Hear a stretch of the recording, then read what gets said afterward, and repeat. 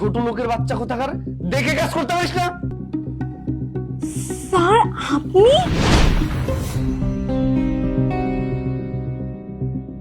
Sir, এই তুমি আমাদের বাসার কাজের লোককে সালাম করছো, আবার স্যার বলছো কেন?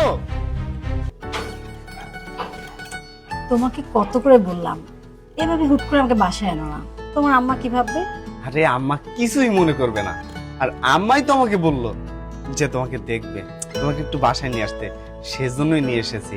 তুমি কোনো চিন্তা করো না তো, চলো এখন কথা না বলে চলো তো, আসো।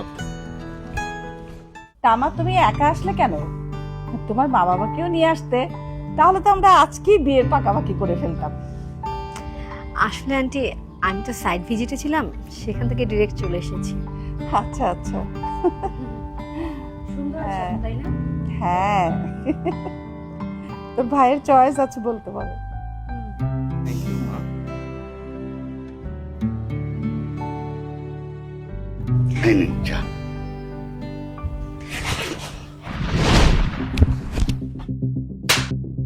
ছোট লোকের বাচ্চা কোথাকার, দেখে কাজ করতে পারিস না? তুই আমার হুবু ওয়াইফের গায়ে চা ফেলেছিস। বাসার তুমি এটা কি করলে? এটা মুরব্বির গায়ে হাত তুললে? স্যার আপনি?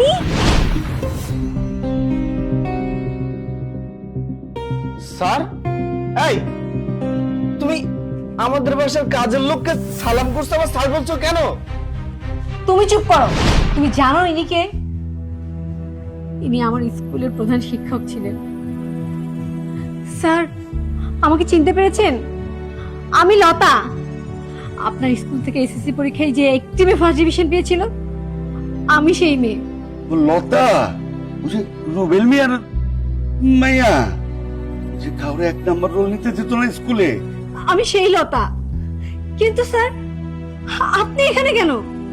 আপনার তো আজ পরের বাসায় কাজ করার কথা না। আসলে স্কুলে প্রশ্ন ফাঁসের মিথ্যা অভিযোগে আমরা চাকরি থেকে বরখাস্ত করি। 1 বছর আমি বাসায় বেকার ছিলাম, 1 বছর আমি বাড়িতে বেকার ছিলাম। আমার ছেলে মেয়ে আমারে বোঝা মনে করত, তাই একদিন আমার বাড়ির থেকে বাইর করে দিল। আমি নিজের পেট চালানোর তাগিদে বাড়িতে বাড়িতে কাজ করি, বাড়িতে বাড়িতে কাজ করি। স্যার আপনার মতো একজন ভালো মানুষ, তার নামেই মিথ্যা অপবাদ? স্যার আপনার মনে পড়ে আমি যেবার এসএসসি পরীক্ষা দিয়েছিলাম, ফর্ম ফিল আপের জন্য টাকা ছিল না আমার কাছে। এই আপনি নিজের টাকা দিয়ে আমাকে ফর্ম ফিল আপ করিয়েছেন, আর না জানি কত শত ছাত্রছাত্রীদের ফিরে পড়িয়েছেন। তারপর আমি যেবার এইচএসসি পরীক্ষা দিই, সেবারও আমি আপনার কাছে এসেছিলাম আমার ফর্ম ফিল আপের টাকার জন্য।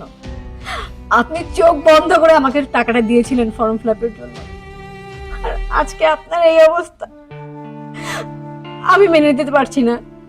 স্যার বাবা মারা যাবার পর তো এখনো ওই জায়গাটা কেউ নিতে পারিনি। আপনি না হয় বাকিটা জীবন আমার বাবা হয়ে আমার সাথে থাকবেন। সেইখানে নিজের ছেলে মেয়ে আমার বোঝা মনে করে বাড়ির থেকে বাইর করে দিছে, সেখানে তুই কেন আমার বোঝা বইবি? আমি যে আজ এই পর্যায়ে, আমার বাবা মার পরে যদি আর কারো অবদান থাকে সেটা হচ্ছে আপনি। আর পুরো দুনিয়া বলল আমি কখনো বিশ্বাস করব না যে আপনি প্রশ্নপত্র ফাঁস করেছেন। আমি গর্ব করে বলতে পারি আপনি আমাদের সেই আদর্শ শিক্ষক যে কখনো কোনো রকম কোনো ভুল করতে পারে না।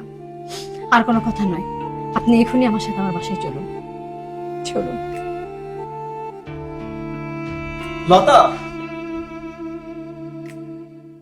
কিরে তুই এখনো দাঁড়িয়ে আছিস?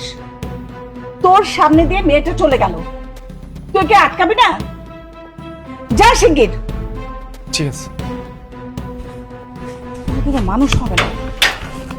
ছি, ছি, ছি, ছি, ছি, ছি। লজ্জায় আবার মাথা হেট হয়ে আসছে। এটা কোনো কথা বল? সে কাজের লোক হোক আর যাই হোক, গায়ে কেন হাত তুলবে? আমি তো কখনো ওকে এই শিক্ষা দেইনি। এটাই তো ভুল করেছে। থাক মা, কিছু বলো না, চলো আমরা রুমে যাই। চল। গরম।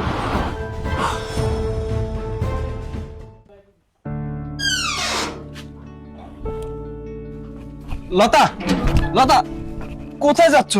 তোমার সাথে তো আমার কোনো কথাই শেষ হয়নি। তুমি তুমি কি ভেবেছো এরপরেও তোমার সাথে আমার কোনো কথা থাকতে পারে? যে মানুষ একটা মানুষকে ন্যূনতম সম্মান পর্যন্ত করতে পারে না, তার সাথে আমার কথা নেই। আর ভালোই হয়েছে, কারণ আমি বুঝতে পেরেছি তোমার সাথে সংসার করলে সারা জীবন আমাকে জ্বলতে হবে। আমি আর তোমার সাথে নেই।